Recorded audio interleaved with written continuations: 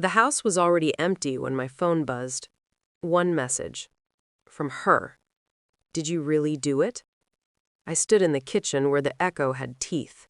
No furniture, no pictures, just the slow hum of the refrigerator I hadn't bothered to unplug yet. My shoes sounded too loud against the tile. I didn't answer. I looked at what I'd left on the counter instead. One envelope. Thick. Precise.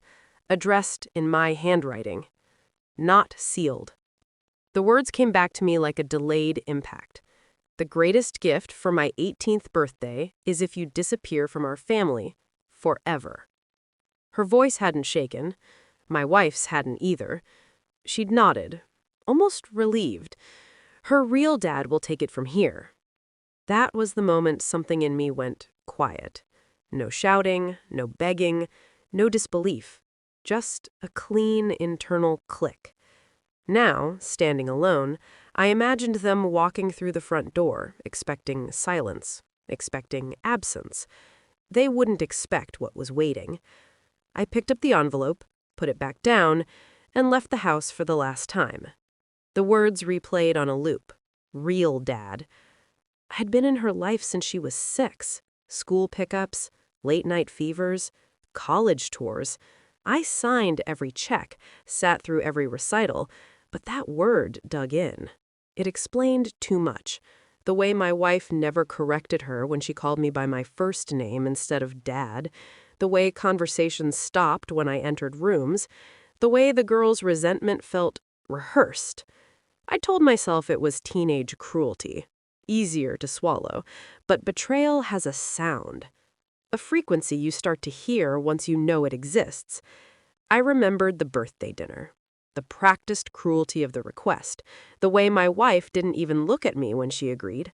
No hesitation, no negotiation, just a quiet execution. I smiled, said I understood. That night, I didn't sleep. I stared at the ceiling and replayed years through a different lens. Missed business trips, locked phones, the friend from work who showed up at school events when I couldn't. I didn't accuse, I didn't ask. I waited, because truth doesn't like noise. It reveals itself to people who stay still.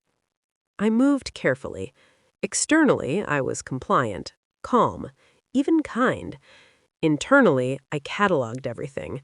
Phone records, old emails, dates that overlapped too cleanly to be coincidence.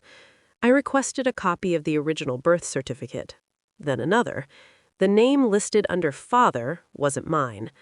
I ordered a DNA test anyway. Not because I needed proof, because I wanted silence to do the talking. While the sample processed, I sold the house, legally, efficiently, entirely within my rights. Canceled the college fund, closed the accounts I'd opened before the marriage, the ones she never contributed to, the ones labeled family. No one noticed. They thought I was grieving. I watched my wife more closely than ever, the flicker of relief she tried to hide, the way she texted someone constantly, fingers moving like confession. I didn't confront. I observed. The DNA results arrived on a Tuesday. I didn't open them until Friday. I wanted the weight of the truth to settle before I touched it. 0%. Not a rounding error, not a fluke. 0. I printed the report, slid it into the envelope, added copies of the financial statements, the sale documents, a letter. No anger in the words, just facts. When I handed it to my wife, she didn't open it at first. She smiled like someone who thinks the storm has passed. "Where will you go?" she asked. "Somewhere honest," I said. She opened the envelope. Her face collapsed inward. No screaming, no denial, just the sound of breath leaving a body that had held it too long. The girl stood behind her, curious, smug, until she saw the papers, until she realized the man she'd been coached to reject had already left. The real dad never showed. He never planned to. The house was empty by sunset. I left the envelope on the counter.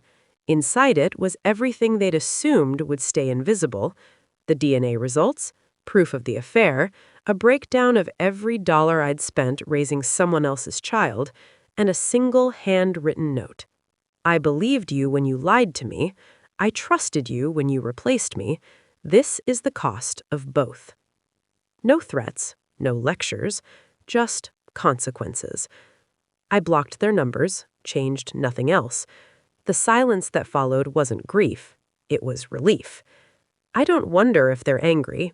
Anger requires entitlement. I don't miss the life I left behind.